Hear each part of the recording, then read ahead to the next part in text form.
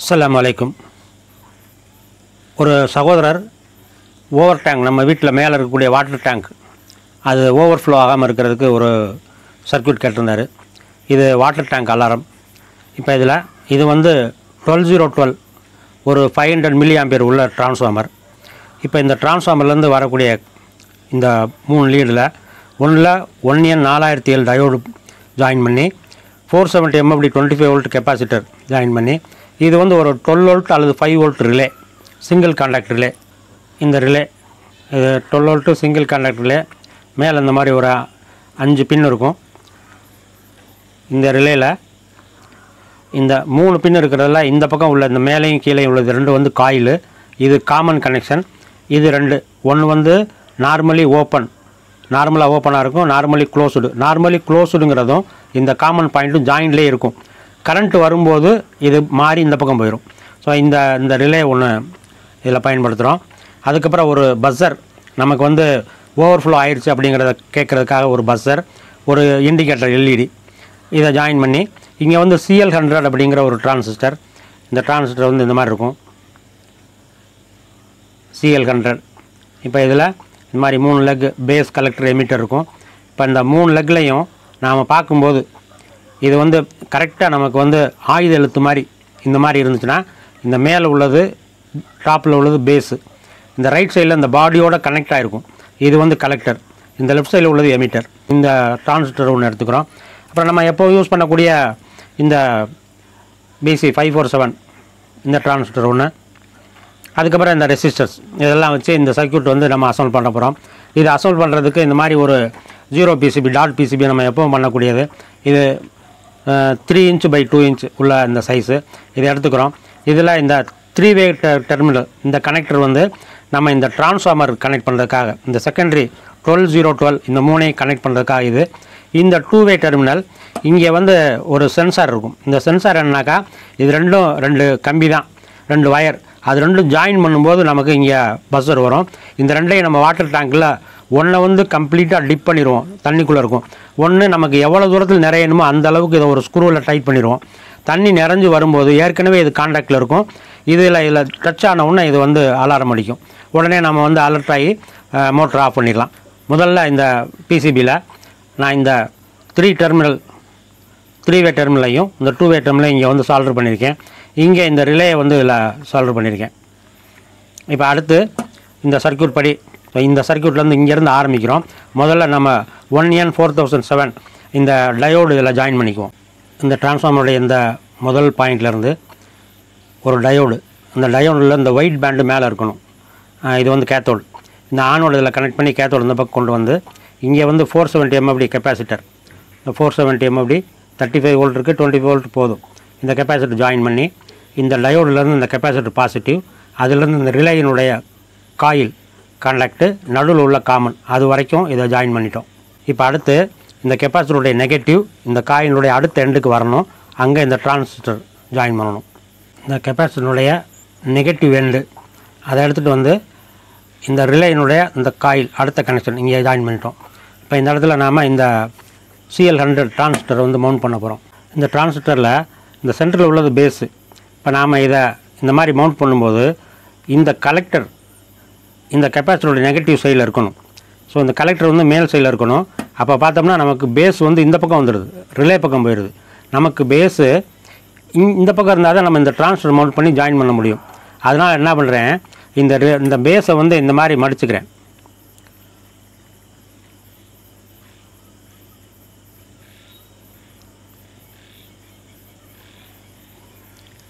இப்படி மடிச்சுக்கிறோம்.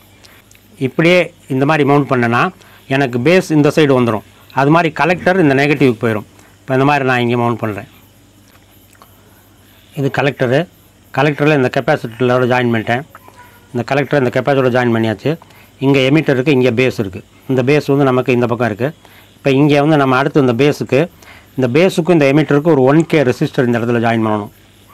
அதற்கு முதல்ல இங்கே வந்து ஒரு 1N4007 டயோடு இந்த ரிலே காயிலுக்கு அக்ராஸாக இந்த மாதிரி ஜாயின் பண்ணணும். பேஸிலேருந்து இங்கே ஒரு 1K ரெசிஸ்டர் ஜாயின் பண்ணியிருக்கோம். இது எமிட்டர். இங்கே பேஸிலேருந்து 1K ரெசிஸ்டர் ஜாயின் பண்ணியிருக்கோம். இது எமிட்டர்.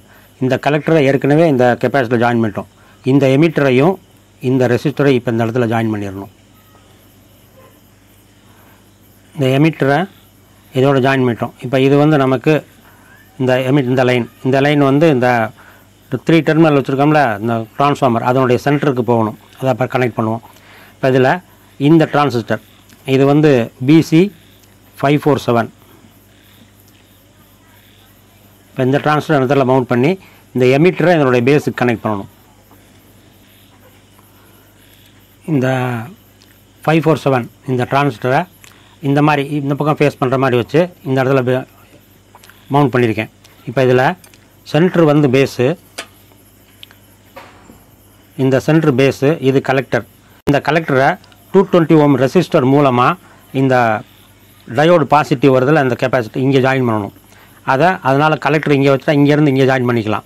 அது மாதிரி இந்த பேஸில் 4K7 ரெசிஸ்டர் மூலமாக இந்த டிரான்ஸ்ஃபார்மர் இந்த 3 டெர்மினல் வச்சுருக்கோம்ல, இந்த 3 டெர்மினல் இதில் இந்த பேஸ்லேருந்து இந்த இடத்துல 4K7 ரெசிஸ்டர் இதில் கனெக்ட் பண்ணணும். அது பண்ணிடலாம். அதுக்கடுத்து இந்த பேஸ்லேருந்து ஒரு 3K ரெசிஸ்டர் இது வந்து இந்த டெர்மினலுக்கு, இந்த சென்சார் டெர்மினலுக்கு வரணும். அதை வந்து இந்த பேஸ்லேருந்து எடுத்துக்கலாம்.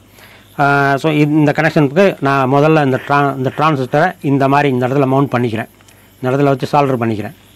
பாருங்கள், சால்டர் பண்ணும்போதே இது பேஸு கலெக்டர் எமிட்டர், இந்த எமிட்டர் வந்து இதனுடைய பேஸுக்கு வரணும்.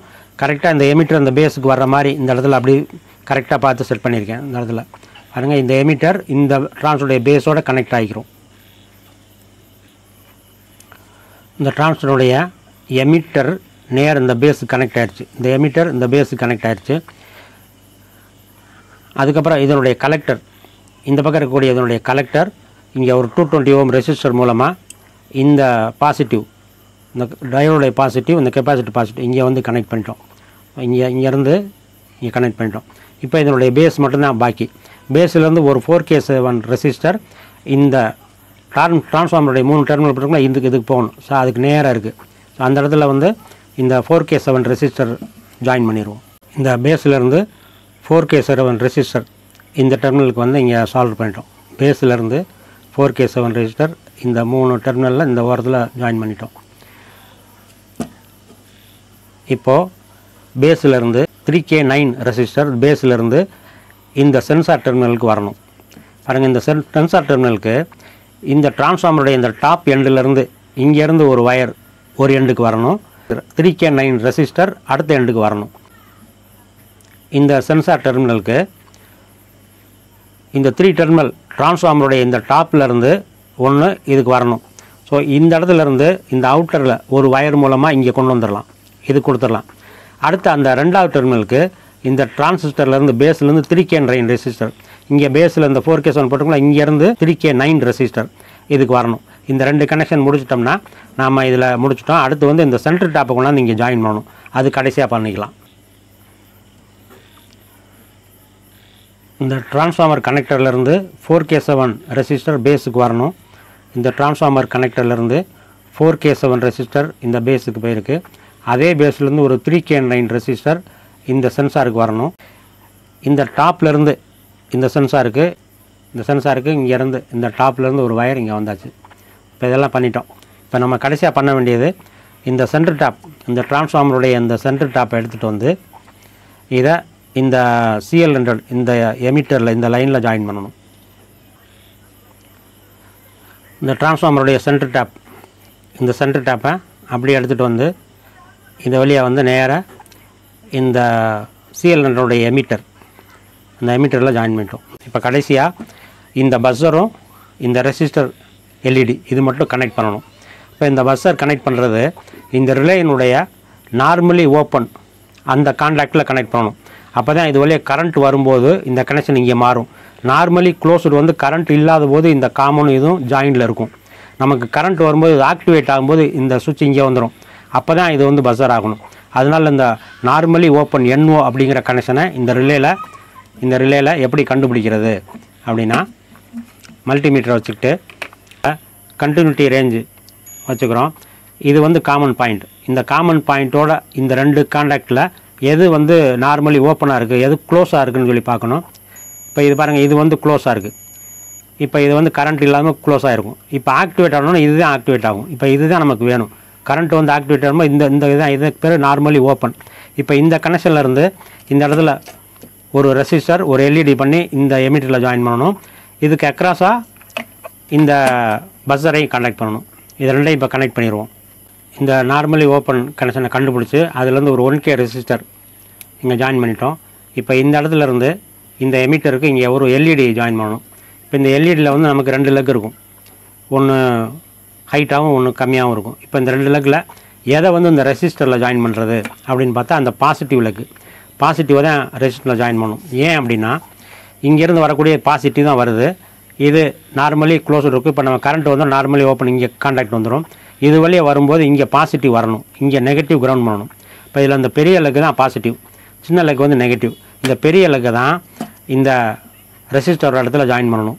இப்போ சப்போஸ் நமக்கு தெரியலை அப்படின்னா ஒரு சின்ன பேட்டரி வச்சு செக் பண்ணிக்கலாம். இப்போ இந்த மாதிரி பேட்டரி பழைய பேட்டரி ஒன்று வச்சுக்கிட்டு இப்போ இதில் வந்து இது பாசிட்டிவ், இப்போ இதில் அப்படி வச்சோம்னா எரியும். இப்படி எரியுதோ இது வந்து பாசிட்டிவ், பெரிய லெக்கு பாசிட்டிவ். இந்த மாதிரி கண்டுபிடிச்சி இதில் மவுண்ட் பண்ணிடணும். அதே மாதிரி எல்இடி மாதிரியே பஸ்ஸரும் கனெக்ட் பண்ணிட்டோம். இங்கேருந்து வரக்கூடிய இதில் இந்த பஸ்ஸரோடைய ரெட்டும் இங்கே வந்து பிளாக்கும் எல்லாம் கனெக்ட் பண்ணிட்டோம். இப்போ அடுத்து நம்ம வந்து செக் பண்ண வேண்டியதுதான். வயரிங் எல்லாம் முடிச்சிட்டோம். இப்போ நான் பவர் ஆன் பண்ணியிருக்கேன். இப்போ செக் பண்ண வேண்டியதான். இப்போ இந்த 2 சென்சாரில் இது ரெண்டும் ஷார்ட் பண்ணோம்னா பாருங்கள், இந்த மாதிரி இது ரெண்டும் ஷார்ட் ஆச்சுன்னா லைட் எரியும், இந்த பஸ்ஸர் அடிக்கும். இப்போ இந்த பஸ்ஸரை வச்சு நாம் மோட்டர் ஆஃப் பண்ணிக்கலாம். அடுத்து எப்படி இன்ஸ்டால் பண்ணுறது? இப்போ இந்த சென்சார் டெர்மினலில் இந்த மாதிரி 118 வயர் 2 வயர் இப்படி ஜாயின் பண்ணிக்கோங்க.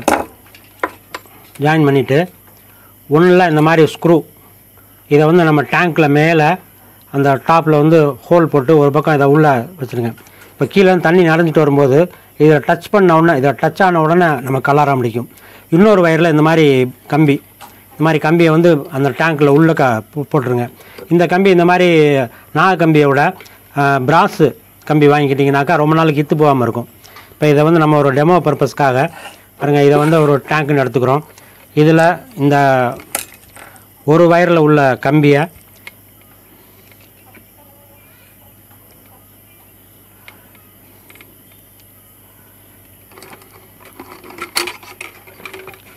இதை உள்ளக்க போட்டேன். இப்போ இன்னொரு வயரில் இந்த ஸ்க்ரூ மவுண்ட் பண்ணியிருக்கோம்.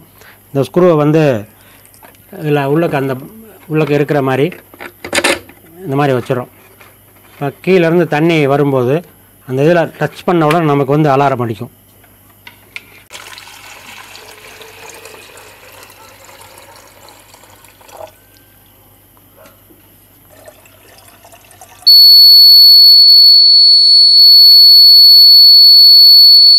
இந்த மாதிரி அலாரம் வரும். நம்ம அந்த ஸ்க்ரூ டச்சு விட்டுட்டோம்னா அலாரம் நின்றும். அந்த தண்ணியில் டச் ஆன உடனே அலாரம் வரும். இப்போ இந்த ஹைட் வந்து உங்கள் டேங்க்கில் எவ்வளோ வேணுமோ அந்த மாதிரி நீங்கள் செட் பண்ணிக்கலாம். இந்த அலாரம் வந்த உடனே நீங்கள் ஆஃப் பண்ணுற மாதிரி இருக்கும்.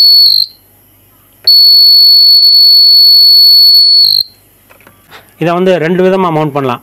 ஒன்று, இந்த யூனிட் எல்லாமே டேங்குக்கு பக்கத்தில் வச்சுட்டு இந்த பஸ்ஸரை மட்டும் நீங்கள் கொஞ்சம் லாங் வயர் போட்டு உங்களுக்கு கேட்குற மாதிரி இடத்துல கொண்டு வந்து வச்சுக்கலாம். இந்த பஸ்ஸரை மட்டும் அப்படியும் பண்ணலாம். இன்னொன்று, இது எல்லாத்தையுமே உங்களுக்கு கீழே வச்சுக்கிட்டு இந்த சென்சார் வயரை மட்டும் கொண்டு போய் டேங்கில் இருக்கிற மாதிரி இதை மட்டும் கொஞ்சம் லென்த்தாக வச்சுட்டு இது வந்து உங்களுக்கு காதில் கேட்குற மாதிரி இந்த மாதிரி நீங்கள் அசம்பிள் பண்ணி இன்ஸ்டால் பண்ணிக்கோங்க. மீண்டும் ஒரு இன்ட்ரெஸ்டான வீடியோவில் சந்திக்கலாம். வாழ்த்துக்கள். பாய்.